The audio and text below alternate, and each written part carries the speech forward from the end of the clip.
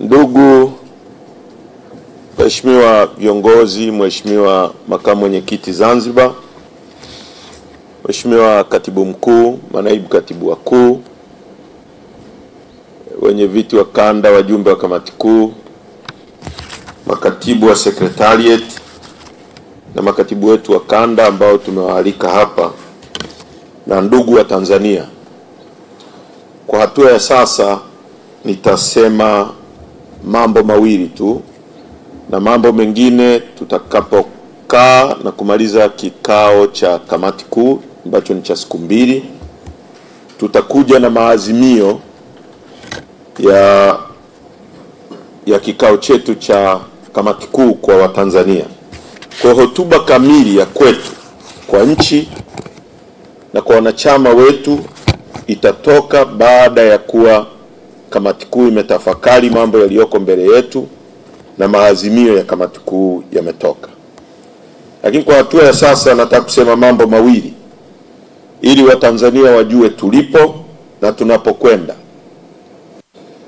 Sote tunajua kwamba tuko vitani na watu ambao wameshindwa kuongoza nchi. Hawakubaliki, hawaaminiki, wanaiba rasilimali za nchi, wamefanya Watanzania kuwa maskini, hawana ubunifu, kuna ufisadi mkubwa unaendelea kwenye nchi yetu, watu wanakufa, hawana madawa. Rasilimali za nchi yetu zinatapanywa kwa wageni, wa China, wa Arabu, wazungu. Na njia pekee ya watu kujipatia uongozi utakaowajibika kwao ni kwa njia ya kura, ambayo kiongozi yoyote atakayechaguliwa atajua kwamba kuna watu wako juu yake na watamwajibisha asipotimiza yale wanayokubaliana.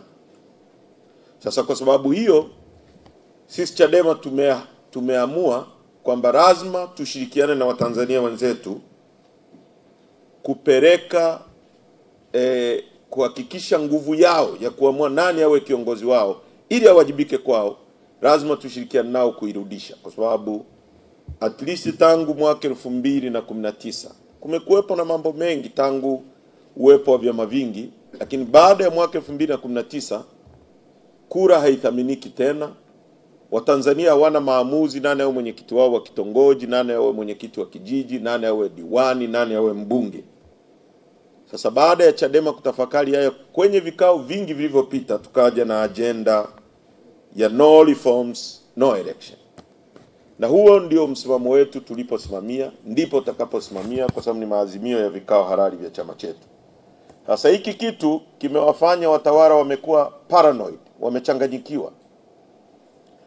Wanatumia mbinu nyingi kujaribu kusuppress huo msimamo wa no reforms, no election. Na mojawapo ni kutumia propaganda, kutumia vyombo vya habari, kupeleka maneno ambayo sio ya kweli. Na nataka niseme jambo la kwanza. Kwa mfano, kumekuwepo na kelele kutaka kuonesha dunia kwamba Chadema imeparaganyika, Chadema imepasuka, Chadema haipo. Na waandishi wanaandika, ukiangalia magazeti, mimi nimekuwa kwenye uongozi kwa muda mrefu kidogo, najua habari ambazo ziko pushed na serikali na zinapelekwa, zinaandikwa vile vile, nazielewa. Sababu haiwezekani unakuta gazeti moja limeandika taarifa inayofanana na jingine na jingine na jingine. TV zimeripoti, kila TV imeripoti, taarifa zote zinafanana, hiyo unajua ni kanyaboya. Sasa kwa mfano, watu wanasema Chadema inaparaganyika. Nataka mtumie nafasi hii na mfanye utafiti kabla mjaandika. Cha kwanza, Chadema ni kina nani? Ni kamati kuu hii hapa. Kati ya wajumbe wote wa kamati kuu ameondoka mjumbe mmoja ambaye ni kipercentage ni pasenti 2 kati ya wajumbe wote waliopo wa kamati kuu. Mmoja tu ndio ameondoka. Baraza kuu lina wajumbe 456. Kati ya walioondoka, kwa sababu ambazo zinaeleweka, ambazo na wao wanazijua, wameondoka wajumbe 20 kati ya wajumbe 456. Mkutano mkuu wetu una wajumbe 1194. Kati ya hao walioondoka ni wajumbe 34, 4%. Lakini vile vile tulikuwa kwenye ziara kanda ya Nyasa, tulianza nayo, tumeenda kanda ya Kusini, tumeenda kanda ya Serengeti na Victoria. Watanzania kwa maelfu wamejitokeza kuturaki, kutuchangia, kutuunga mkono, kuungana na chama na kusimamia msimamo wa no reforms. Kwa hiyo nilitaka niwaambie Watanzania na wajumbe wenzangu wa kamati kuu na viongozi wetu wote kwamba chama kiko imara, kimetulia na kinachapa kazi. Walioondoka tunawatakia safari njema, tukutane kazini, na kuanzia kesho kutwa tutakuwa barabarani tena kukutana na wananchi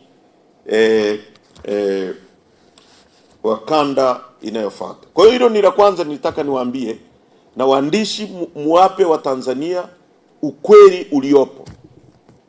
No election. Na tunataka tutafakari wote kwa pamoja. Je, tunachokipigania ni kweli, ni cha kweli kwenye agenda ya no reforms no election?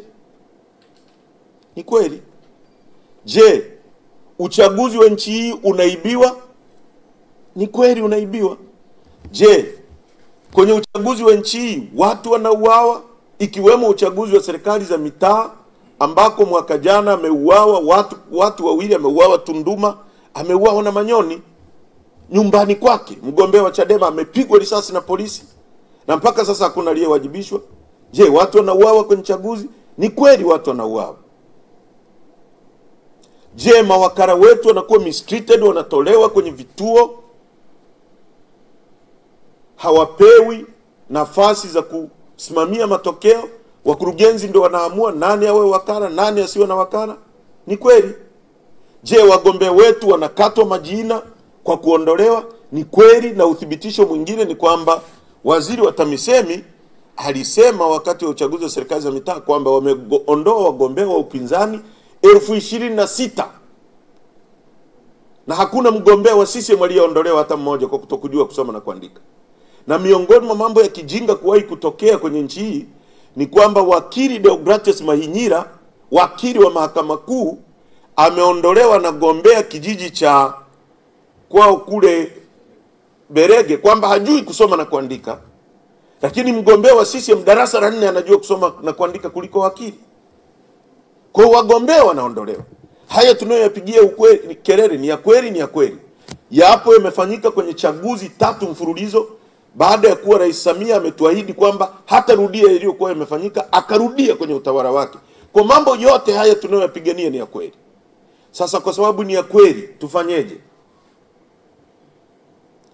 Tukubaliane na siasa za uraghai za kuambiwa kwamba tugawiwe majimbo, kwa tuingie kwenye uchaguzi kwa kugawiwa majimbo na sisi mnasio kupigiwa kura? Au tusimamie msimamo wa wananchi wa kuhakikisha hii nchi inaondolewa kwenye mikono ya mafisadi kwa kura za wananchi? Msimamo wa chama chetu ni kusimama na msimamo wa wananchi na kutokufanya siasa za uraghai. Tumekataa kufanya siasa za uraghai. Kwa nilitaka muwafikishie Watanzania huo ujumbe kwamba Chadema sio chama cha kufanya siasa za janja janja, siasa za uongo, siasa za uraghai. Tunapashiu njia ngumu na njia inayoungwa mkono na Watanzania, na tutashinda mapambano haya yote kwa sababu ni mapambano ya kweli, ni mapambano ya kurudisha utu wa Mtanzania, ni mapambano ya kurudisha dhamira ya kweli ya kuongoza nchi. Mungu atubariki sana wote. Asanteni kwa kunisikiliza. Tutaongea baada ya kamati kuu maazimio ya chama chetu. Asanteni sana.